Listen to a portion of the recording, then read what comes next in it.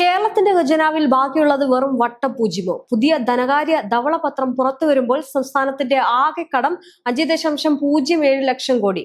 മുൻ പിണറായി സർക്കാരിന്റെ കാലത്തെ കെടുകാര്യസ്ഥതയും നികുതി പിരിവിലെ പാളിച്ചകളുമാണ് കേരളത്തെ ഈ ഒരു അവസ്ഥയിലാക്കിയത് എന്ന് KM ചന്ദ്രശേഖർ സമിതി റിപ്പോർട്ടിൽ പറയുന്നുണ്ട്. കണക്കുകൾ കള്ളം പറയില്ല. കഴിഞ്ഞ സർക്കാരിന്റെ കാലത്തെ സാമ്പത്തിക നഷ്ടങ്ങൾ ഒന്നൊന്നായിട്ട് പൊളിച്ചടുക്കിയിരിക്കുകയാണ് പുതിയ VD സതീശൻ സർക്കാർ. വരുമാനത്തിന്റെ 77% ശമ്പളത്തിനും പെൻഷനും പലിശയ്ക്കും മാത്രം ചെലവഴിക്കുന്ന ഒരു സംസ്ഥാനം. വികസനത്തിന് വെറും 1.3% മാത്രം. കേരളത്തിന്റെ ഈ ഒരു ധനകാര്യ പ്രതിസന്ധിക്ക് കാരണം പിണറായി വിജയൻ സർക്കാരിന്റെ തെറ്റായിട്ടുള്ള നയങ്ങളാണ് എന്ന് പുതിയ ധവളപത്രം വ്യക്തമാക്കുന്നു. സംസ്ഥാനം നേരിടുന്ന അതീവ ഗുരുതരമായിട്ടുള്ള സാമ്പത്തിക പ്രതിസന്ധിയുടെ നേർക്കാഴ്ചയായിട്ടുള്ള ധവളപത്രം കേവലം ഒരു രാഷ്ട്രീയ രേഖയല്ല എന്നും മറിച്ച് കഴിഞ്ഞ 10 വർഷത്തെ ഇടത് സർക്കാരിന്റെ ധന ദുർവിനിയോഗത്തിന്റെ കണ്ണാടിയാണെന്നും മുഖ്യമന്ത്രി VD സതീശൻ പറഞ്ഞു. കഴിഞ്ഞ സർക്കാരിന്റെ കാലത്ത് ട്രഷറിയിൽ 6000 കോടി രൂപ ബാക്കി വെച്ചിട്ടാണ് പോയത് എന്ന പ്രചാരണം പച്ചക്കള്ളമാണെന്ന് മുഖ്യമന്ത്രി സഭയിൽ തുറന്നടിച്ചു. മെയ് 16 പുതിയ സർക്കാർ അധികാരമേൽക്കുമ്പോൾ ട്രഷറിയിൽ വെറും 2000 കോടി രൂപ മാത്രമാണ് ഉണ്ടായിരുന്നത്. IGST ഗ്രാന്റും മറ്റ് കേന്ദ്ര വിഹിതങ്ങളും ചേർത്തപ്പോൾ പലപ്പോഴായിട്ട് പണം വരുമെങ്കിലും സർക്കാർ നൽകാനുള്ള അടിയന്തര ബാധ്യതകൾ നിലനിൽക്കെ 6000 കോടി ഉണ്ട് എന്ന് പറയുന്നത് ജനങ്ങളെ തെറ്റിദ്ധരിപ്പിക്കലാണ് എന്നും അദ്ദേഹം വ്യക്തമാക്കി. അതാണ് സാർ ഈ ധവളപത്രത്തിൽ പറയുന്നത്. ബഹുമാനപ്പെട്ട പ്രതിപക്ഷ നേതാവ് ഇന്നലെ സംസാരിച്ചപ്പോൾ ഒരു കാര്യമില്ലാതെ പറഞ്ഞു ധവളപത്രം എന്ന് പറയുന്ന ഉമ്മാക്കി കാണിച്ച് ഭയപ്പെടുത്തേണ്ടതാണ്. സാർ, ഞാൻ അങ്ങയോട് വളരെ വിനയത്തോടു കൂടി പറയുന്നു, സാർ, ഈ ധവളപത്രം ഉമ്മാക്കിയല്ല, നിങ്ങളുടെ മുമ്പിൽ വച്ചിരിക്കുന്ന കണ്ണാടിയാണ്. 10 കൊല്ലക്കാലത്തെ സാമ്പത്തിക മിസ്മാനേജ്മെന്റിന്റെ കൂടി കണ്ണാടിയാണ്. അത് ഉമ്മാക്കിയല്ല. ഞങ്ങൾ ആരെയും ഉമ്മാക്കി കാണിച്ച് ഭയപ്പെടുത്തില്ല. കണ്ണാടിയാണ്. ആ കണ്ണാടിയിലേക്കൊന്ന് നോക്കണം സാർ, എന്നിട്ട് പുറകിലേക്കൊന്ന് സഞ്ചരിക്കണം. ഞാൻ ഇത് ടേബിളിൽ വെച്ച വൈറ്റ് പേപ്പർ ആയതുകൊണ്ട് ഞാൻ ഒന്നും പറയുന്നില്ല സാർ, ഞാൻ വിശദാംശങ്ങൾ പറയുന്നില്ല. ഇതിനകത്ത് എല്ലാ കണക്കുകളും ഉണ്ട്, എല്ലാ കണക്കുകളും. സാർ പറഞ്ഞു, അങ്ങ് പറഞ്ഞു ഫാക്ട് ചെക്ക് ചെയ്തിട്ടുണ്ടോ എന്ന്. സാർ, ഫാക്ട് ചെക്ക് ചെയ്തിട്ടുണ്ട്. ACS ഫിനാൻസ് ആണ് ഈ കമ്മിറ്റിയുടെ കൺവീനർ. ഞങ്ങൾക്ക് ഇന്നലെയാണ് റിപ്പോർട്ട് കിട്ടിയതെന്ന് അങ്ങേക്ക് എങ്ങനെ അറിയാം? ഞങ്ങൾ റിപ്പോർട്ട് തയ്യാറാക്കിയിട്ട് ഒരാഴ്ചക്ക് മുമ്പ് തയ്യാറാക്കിയതാണ്. ഞാൻ ആ റിപ്പോർട്ട് തയ്യാറാക്കുന്നതിന്റെ 5 യോഗങ്ങളിൽ 2-3 മണിക്കൂർ പങ്കെടുത്ത ആളാണ്. എല്ലാ കാര്യങ്ങളിലും ഇടപെട്ടിട്ടുള്ള ആളാണ്.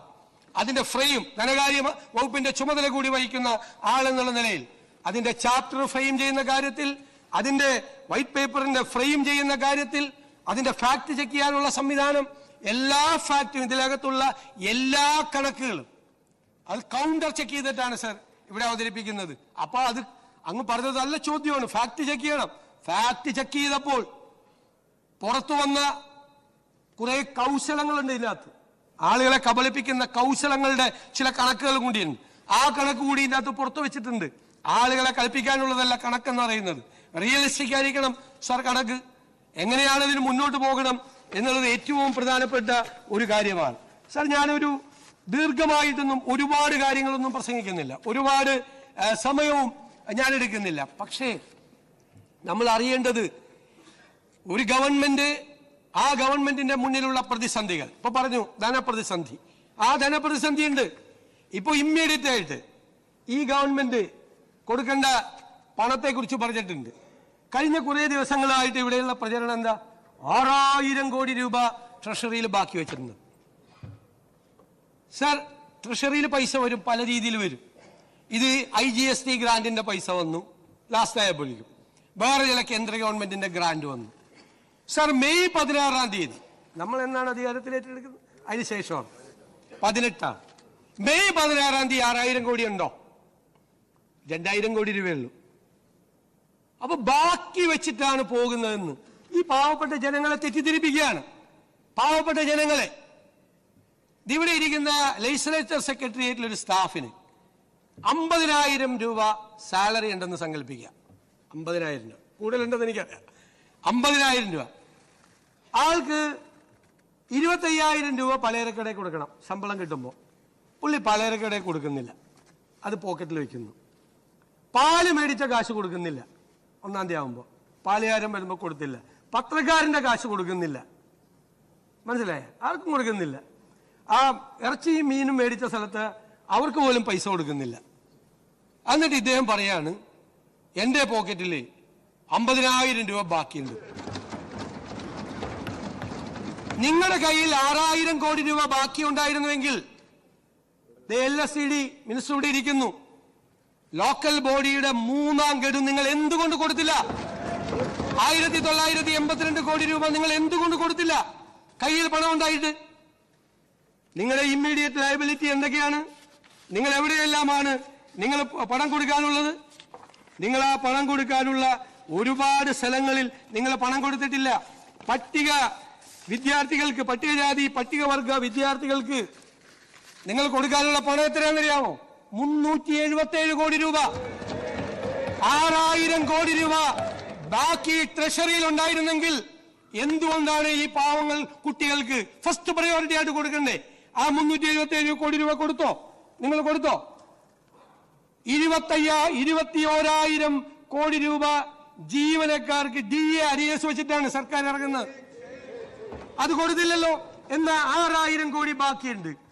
ഒരു അരിയസ് കൊടുത്തേക്കാം, തീരുമാനിച്ചില്ലല്ലോ. പെൻഷനർമാർക്ക് 14,387 കോടി രൂപയുടെ അരിയസ് ഉണ്ട്. കൊടുത്തോ? കൊടുത്തിട്ടില്ലല്ലോ. ഞാനിനി അതും പോട്ടെ, അതെല്ലാം പോട്ടെ, ആ സപ്ലൈകോയ്ക്ക് കൊടുക്കാനുണ്ടല്ലോ ഒരു 2,893 കോടി രൂപ. ഏറ്റവും രൂക്ഷമായ വിലക്കയറ്റം നിൽക്കുന്ന ഒരു സംസ്ഥാനത്ത് 6,000 കോടി രൂപ ട്രഷറിയിലുണ്ട്. ഇനി നിങ്ങളെടുത്ത് ചെലവാക്കിക്കോ എന്ന് പറയുന്ന നിങ്ങൾ എന്തേ അത് കൊടുക്കാതെ പോയത്? 2,893 കോടി രൂപ ഇവിടെ വിലക്കയറ്റം നിയന്ത്രിക്കേണ്ട സർക്കാരിന്റെ ഏജൻസിയാണ്, മാർക്കറ്റ് ഇന്റർവെൻഷൻ നടത്തേണ്ട ഏജൻസിയാണ്. നിങ്ങൾ അവർക്ക് കൊടുത്തോ? എന്തിനാണ് ആ മെഡിക്കൽ സർവീസസ് കോർപ്പറേഷന് കൊടുക്കാനുണ്ട് 476 കോടി ഇല്ലേ? ഇവിടെ ടൈപ്പ് 1 ഡയബറ്റീസ് ഉള്ള പാവപ്പെട്ട കുഞ്ഞുങ്ങൾക്ക് ക്വാളിറ്റി ഇല്ലാത്ത മരുന്ന് വിതരണം നടത്തി നല്ല മരുന്ന് കിട്ടാൻ വേണ്ടി ആ കുഞ്ഞുങ്ങളെ കാത്തിരിക്കുക. അവർക്ക് നല്ല മരുന്ന് വിതരണം നടത്താൻ വേണ്ടി നിങ്ങൾക്ക് കൊടുക്കാമായിരുന്നല്ലേ ഈ പൈസ? കൊടുത്തില്ലല്ലോ. കൊടുത്തില്ല. 476 കോടി രൂപയാണ് അവർക്ക് കൊടുക്കാനുള്ളത്. ഞാനിപ്പോ കുറച്ച് സ്കീംസ് മാത്രമാണ് പറഞ്ഞത്. പാവപ്പെട്ടവർക്ക് കൊടുക്കാനുള്ള കാരുണ്യ സ്കീംസിൽ 2,017 കോടിയുണ്ട്. നിരവധിയായിട്ടുള്ള ബാധ്യതകൾ. ഇപ്പൊ ഇമ്മീഡിയറ്റ് ലയബിലിറ്റീസ് മാത്രമാണ് ഞാൻ പറഞ്ഞത്. എന്നിട്ടൊരു കഥ ഉണ്ടാക്കുക, എന്നിട്ട് സോഷ്യൽ മീഡിയയിലൂടെ പ്രചരിപ്പിക്കുക. 6,000 കോടി ബാക്കി വെച്ചിട്ട് പോയിരിക്കുക. 16-ാം തീയതി നമ്മൾ അധികാരത്തിലേക്കുമ്പോ 2,000 കോടിയാണ്. ഞാൻ ഇതിനെ കുറിച്ച് എല്ലാ ഡീറ്റെയിൽ ഈ വൈറ്റ് പേപ്പറിൽ എഴുതിയിട്ടുണ്ട്. ട്രഷറി ബാലൻസിനെ കുറിച്ചും ട്രഷറി ബാലൻസിന്റെ സിസ്റ്റത്തെ കുറിച്ചും.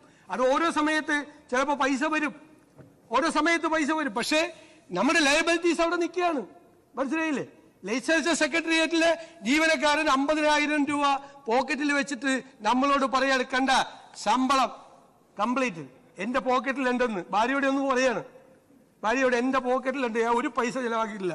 കൊടുക്കാനുള്ള കടക്കാർ വാഴക്ക് നിൽക്കുകയാണ്. വാഴയിൽ തുറന്ന പത്രക്കാരനും പാലുകാരനും പലചരക്കടക്കാരനും ഇറച്ചി മേടിച്ചവരും മീൻ മേടിച്ച കൊണ്ടുവന്ന പാവപ്പെട്ട സ്ത്രീയൊക്കെ പുറത്തു നിൽക്കുകയാണ്.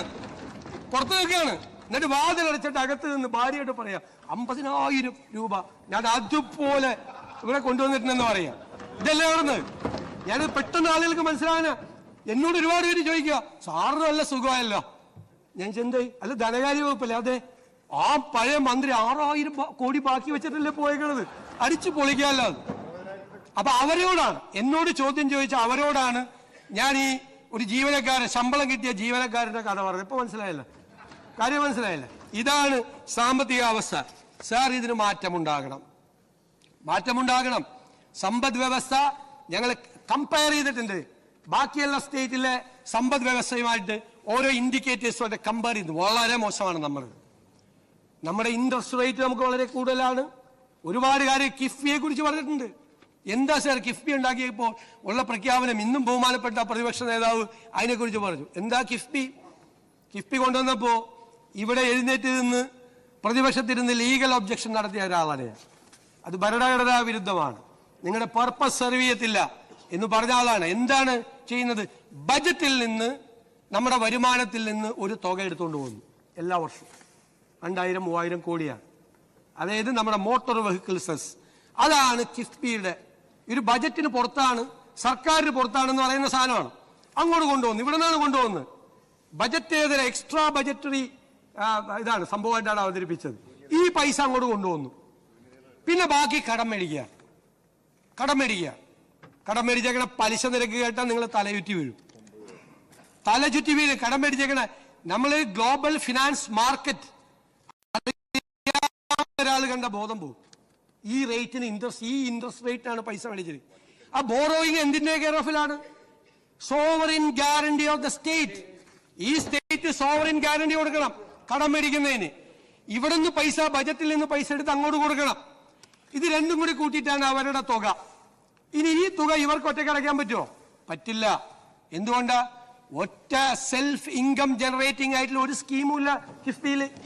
ഞാനൊന്ന് കാല് പിടിച്ച് പറഞ്ഞു അന്നത്തെ ധനകാര്യമന്ത്രിയോട്, നിങ്ങളൊരു 50% പ്രോജക്റ്റ് നിങ്ങൾ സെൽഫ് ഇൻകം ജനറേറ്റിംഗ് ആയിട്ട് വെച്ചാൽ ഈ പൈസ അടച്ചു പോകും, സർക്കാരിൽ ബാധ്യത വരില്ല. അപ്പൊ അൾട്ടിമേറ്റ് ആയിട്ട് എന്താ? അൾട്ടിമേറ്റ് ആയിട്ട് വരുന്നത് നമ്മുടെ ബജറ്റിന്റെ തലയിലേക്ക് വരും. പിന്നെ ഒരു ഉപായം പറഞ്ഞത് എന്താ? കടമെടുപ്പിന്റെ പരിധിയിൽ, അതായത് GSDP-യുടെ 3% ഇപ്പൊ 3.5 ഉണ്ട് കണ്ടീഷണൽ ആയിട്ട്, അത്രേ കടമെടുക്കാൻ കേന്ദ്ര ഗവൺമെന്റ് സമ്മതിക്കുള്ളൂ. ഇതാണെങ്കിൽ കേന്ദ്ര ഗവൺമെന്റ് കാണാതെ വേറെ പുറത്തുനിന്ന് കടമെടുക്കാന്ന് പറഞ്ഞു. ഞാൻ പറഞ്ഞു അത് അവര് സമ്മതിക്കില്ല. കാരണം സ്റ്റേറ്റ് ഫിനാൻസ് കൺട്രോൾ ചെയ്യാൻ വേണ്ടിയിട്ടാണ് അത് FRBM ആക്ട് കൊണ്ടുവന്നത്. അത് ചെയ്യരുതെന്ന് പറഞ്ഞു. എന്താ പറ്റിയത്? ഇപ്പോ അത് കടമെടുപ്പിന്റെ പരിധിയിലാക്കി. അതുകൂടി ഞങ്ങളുടെ നിലയിലാണ്. ഞങ്ങൾക്ക് കടമെടുക്കാൻ ഈ നിശ്ചിതമായ 3.5, അതിൽ 0.5 പവർ സെക്ടറിലെ കടമെടുക്കാൻ പറ്റുള്ളൂ. 3% ആണ് GSDP-യുടെ കടമെടുക്കാൻ പറ്റുന്നത്. അതിനകത്ത് ഞങ്ങൾക്ക് കടമെടുക്കാൻ എല്ലാ സർക്കാരും കടമെടുക്കണ്ടേ? ആ കടമെടുക്കാനുള്ള തുക നല്ലൊരു ഭാഗം ഈ കിഫ്ബിക്ക് വേണ്ടി തിരിച്ചടക്കണം. ഇതാണ് സ്ഥിതി.